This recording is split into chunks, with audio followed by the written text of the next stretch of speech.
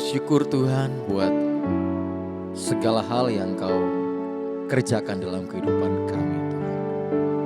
Satu hal yang kami dapatkan bahwa semuanya yang terbaik terjadi bukan karena kekuatan kami Tuhan, tetapi semata-mata hanya kuat dan kuasa Roh-Mu yang bekerja dalam hidup kami. Kami perlu Engkau Tuhan, sebab Engkaulah satu-satunya sumber kekuatan kami. Bukan dengan kekuatanku ku dapat jalani hidupku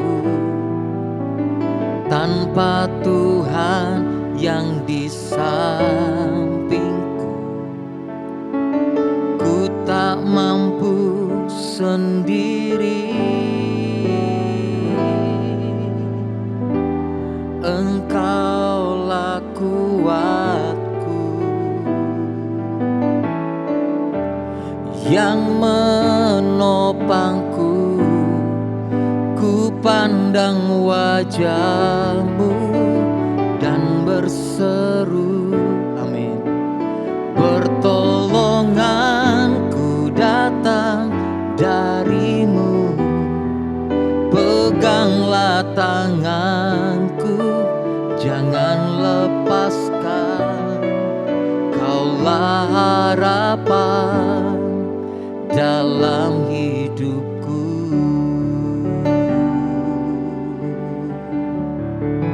Ya Tuhan, bukan dengan kekuatanku ku dapat jalani hidupku tanpa Tuhan yang di sampingku. Ku tak mampu sendiri, Kaulah kekuatanku yang menopangku. Ku pandang wajah-Mu dan berseru, pertolonganku datang dari-Mu, peganglah tanganku, jangan lepaskan. Kaulah harapan dalam hidupku.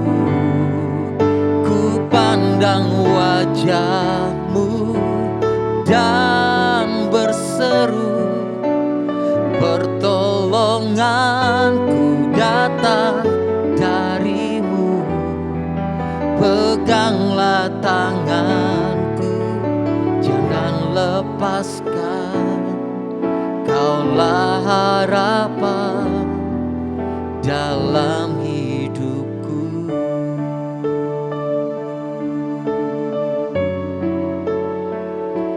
Satu-satunya yang ku andalkan,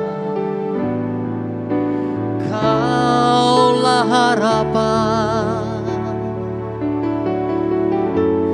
Kaulah kekuatan.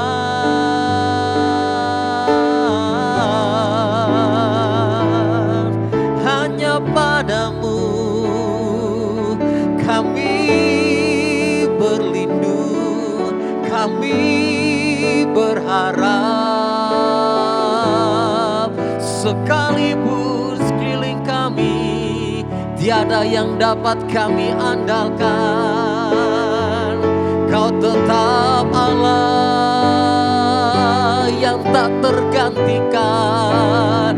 Oh haleluya, haleluya, haleluya. Oh terima kasih Tuhan, terima kasih Yesus, terima kasih.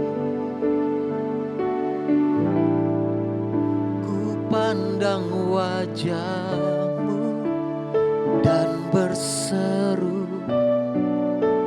pertolonganku datang darimu.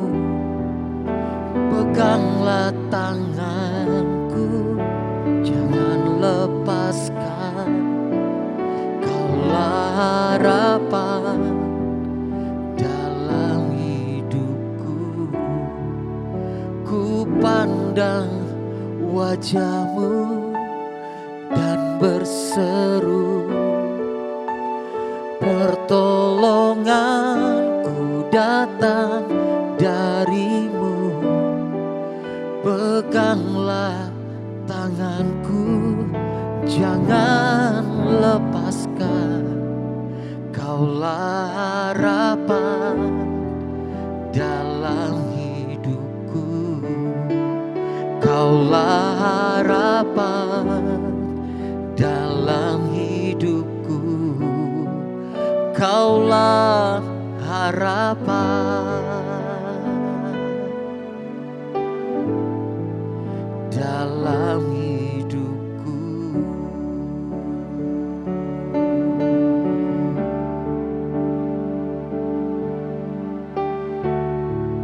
Kami akan terus memandang Engkau Tuhan. Engkaulah Tuhan, Engkaulah Raja, berdaulat atas hidupku. Ku berserah penuh. Engkaulah Tuhan, Engkaulah Raja, berdaulat atas hidupku. Ku berserah penuh.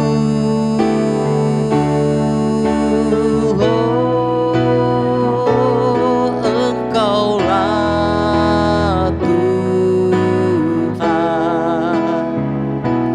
Engkaulah Raja, berdaulat atas hidupku. Ku berserah penuh. Engkaulah Tuhan dan Engkaulah Raja, berdaulat atas hidupku. Ku berserah penuh. Berdaulat atas hidupku. Ku berserah penuh. Berdaulat atas hidupku. Ku berserah penuh.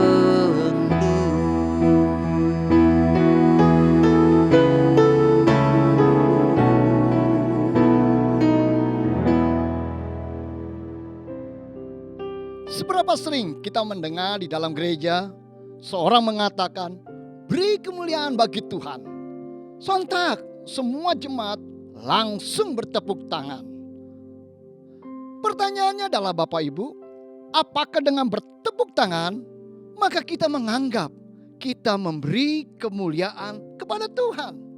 Apakah demikian? Menurut saya tidaklah demikian. Malah kita akan kalah dengan orang-orang yang menyaksikan sepak bola. Apabila salah satu pemain berhasil memasukkan bola, maka sontak para penonton akan bangkit berdiri dan memberikan tepuk tangan dengan sungguh-sungguh. Sedangkan kita bertepuk tangan dalam gereja saja mungkin setengah hati dan tidak bersemangat.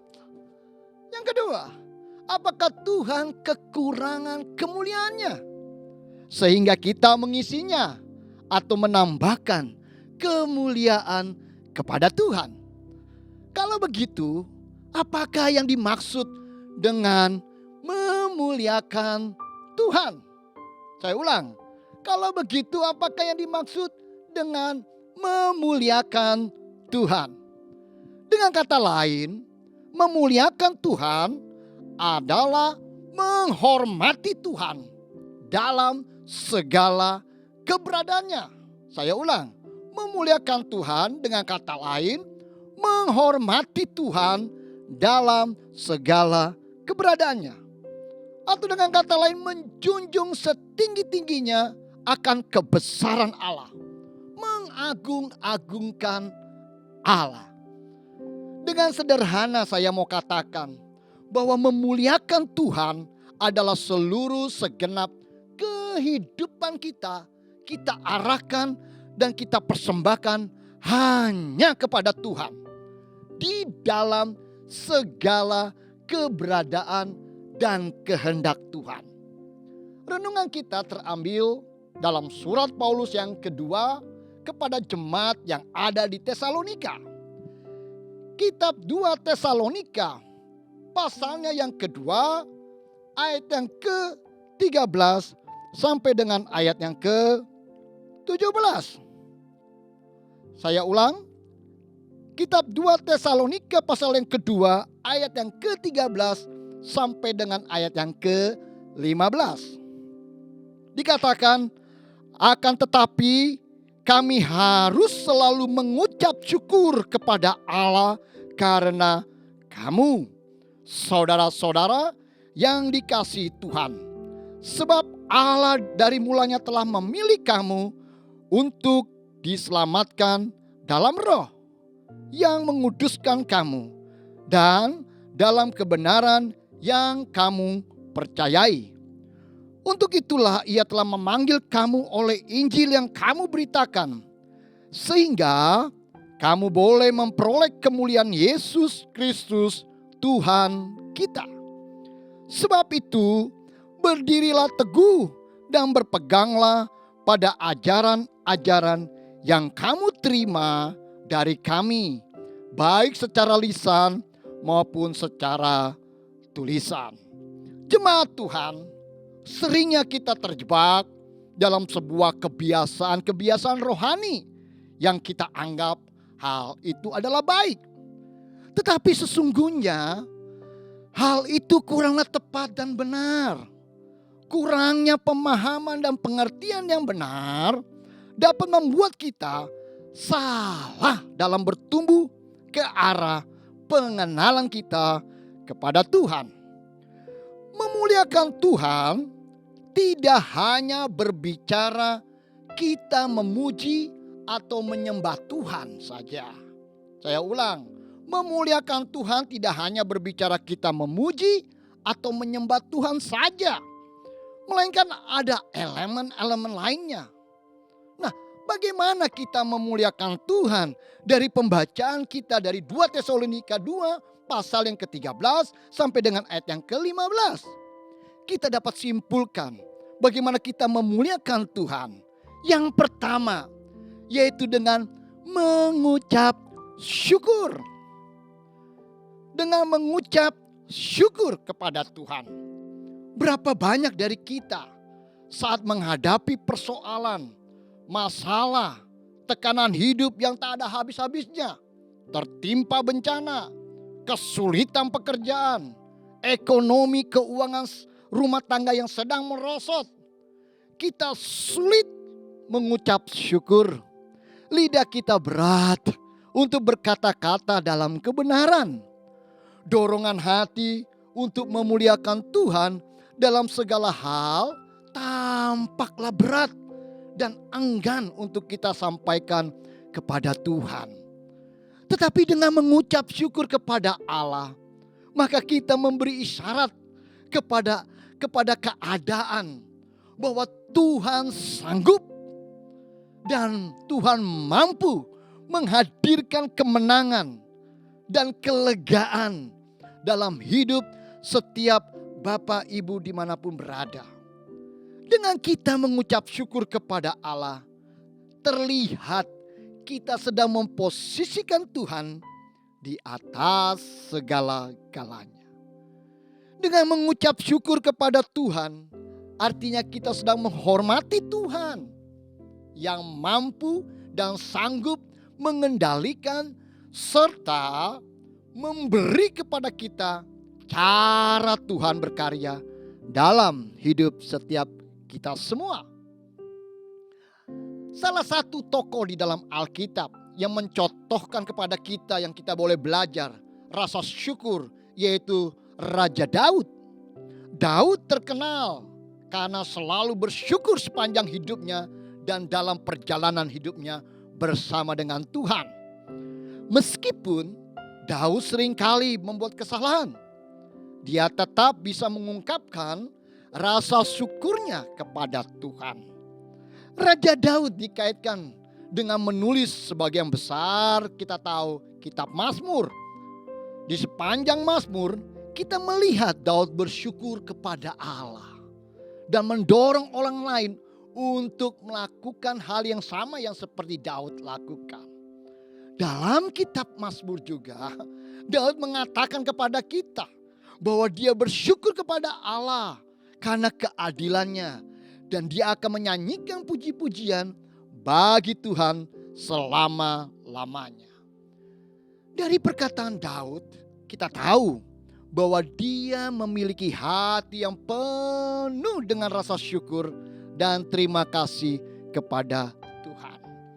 Dalam 1 Tesalonika pasal yang kelima, ayat yang ke-18, di sana dicatat dikatakan, Paulus menulis, mengucap syukurlah dalam segala hal, sebab itulah yang dikehendaki Allah dalam Kristus Yesus bagi kamu. Nah, poin yang kedua, bagaimana kita memuliakan Tuhan, yaitu dengan hidup melayani Tuhan dalam kerendahan hati. Di dalam 2 Tesalonika pasal yang kedua, ayat yang ke-14, dikatakan, untuk itulah ia atau Yesus telah memanggil kamu oleh Injil yang kami beritakan, sehingga kamu boleh memperoleh kemuliaan Yesus Kristus Tuhan kita. Bapak, Ibu, saudara-saudara yang kasih Tuhan, kita dipilih, kita dipanggil, dan kita dikuduskannya untuk satu tujuan, yaitu agar kita mengambil tempat dan turut serta dalam kemuliaannya. Maksudnya adalah sebuah kehormatan bagi kita yang telah ditebus dengan darahnya yang kudus. Lewat pekerjaan karya anaknya yang tunggal, untuk itulah kita dapat melayani dan mengabdikan hidup kita kepada Tuhan. Dengan kita melayani Tuhan dengan sikap yang merendahkan diri di hadapannya, hal itu menunjukkan betapa Allah dimuliakan dalam segala sikap dan setiap tindakan kita. Seorang penyair atau bapak apologet Kristen yang bernama C.S. Lewis, dia pernah berkata, kerendahan hati yang sejati bukanlah merendahkan diri sendiri, melainkan tidak memusatkan perhatian pada diri. Saya ulang, C.S. Lewis pernah berkata, kerendahan hati yang sejati bukanlah merendahkan diri sendiri, melainkan tidak memusatkan perhatian pada diri. Hal ini pula yang diperlihatkan oleh Yohanes Pembaptis dalam Markus pasal yang pertama ayat yang keempat. Disebutkan bahwa ia tampil menyuruhkan pertobatan, Meski penampilan dan hidupnya Yohanes maksud saya adalah sederhana. Yohanes memakai jubah bulu unta, ikat pinggang kulit, makan belalang dan madu hutan. Namun Yohanes ini termasuk hamba Tuhan yang hebat. Bapak Ibu coba bayangkan, melalui pemberitaan Yohanes, orang-orang dari seluruh Yudea dan Yerusalem bertobat dan dibaptis. Kalau Yohanes mau, ia bisa saja membanggakan diri atas keberhasilan dan ketenarannya. Namun Yohanes tidak mengambil kemuliaan itu untuk dirinya. Justru Yohanes mengembalikan popularitas dan kemegahan itu kepada yang seharusnya menerima. Di tengah popularitas, Yohanes memberitahukan kepada orang banyak bahwa ada pribadi lain yang jauh lebih hebat, jauh lebih berkuasa, dan jauh lebih mulia. Sampai membuka tali kasutnya pun Yohanes tidak layak. Ternyata Yohanes Pembaptis bukan hanya sederhana di dalam penampilan, tetapi juga rendah hati dalam pelayanan.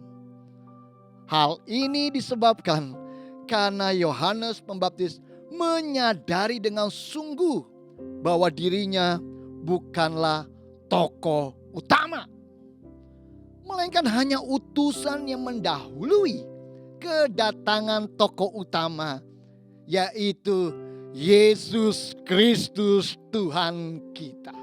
Haleluya. Dalam pelayanan, terkadang kita lupa bahwa sesungguhnya diri kita hanyalah utusan, Bapak Ibu. Kita seharusnya menunjukkan kepada orang lain tentang siapakah Yesus yang adalah juru selamat kita. Yang terjadi justru sebaliknya.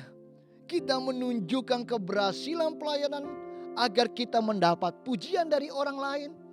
Ketika pelayanan kita berhasil dan dikenal banyak orang, masih bisakah kita mengembalikan segala kemuliaan hanya untuk Tuhan? Poin yang ketiga, bagaimanakah kita dapat memuliakan Tuhan? Bagaimana kita memuliakan Tuhan? Yang ketiga, yaitu dengan berpegang teguh dalam segala kebenaran.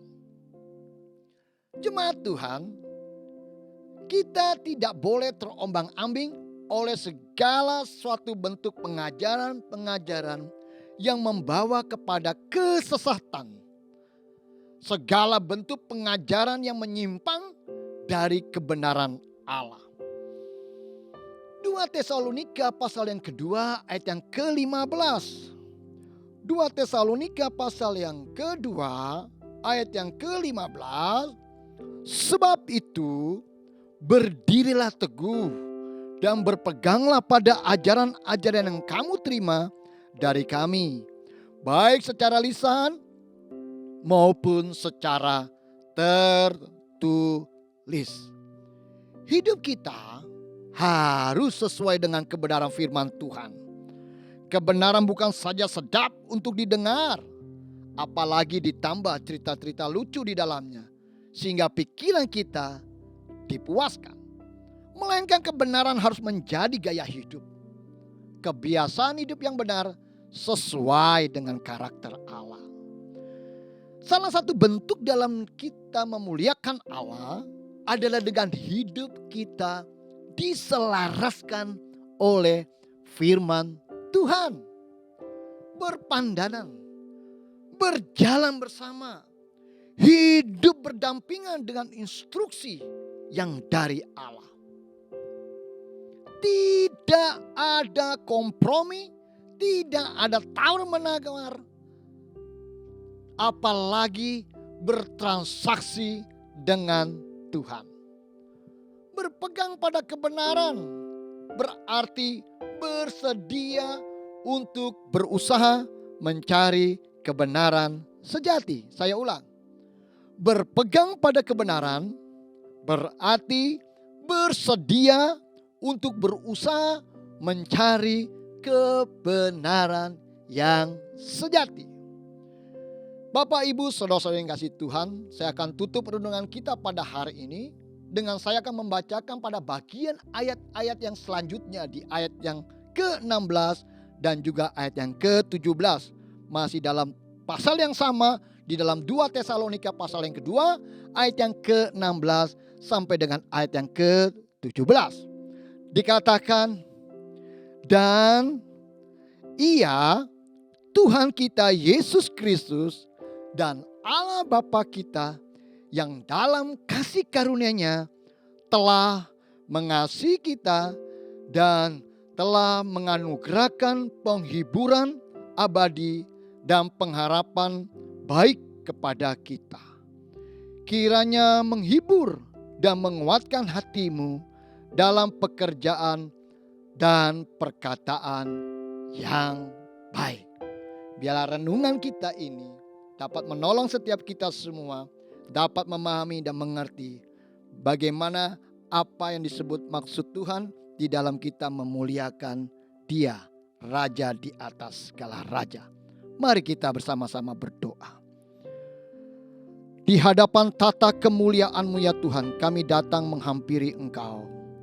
Dengan dalam segala kerendahan hati kami sujud di hadapan-Mu.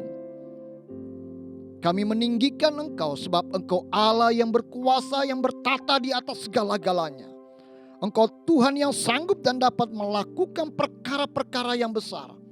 Serta Engkau juga Allah yang dapat melakukan segala perbuatan-Mu yang ajaib di tengah-tengah kehidupan kami.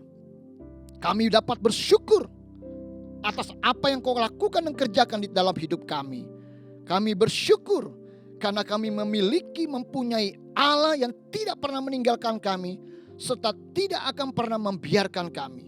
Karena kami percaya bahwa perbuatan-Mu itu ajaib, dapat memberikan kepada kami sebuah perubahan hidup.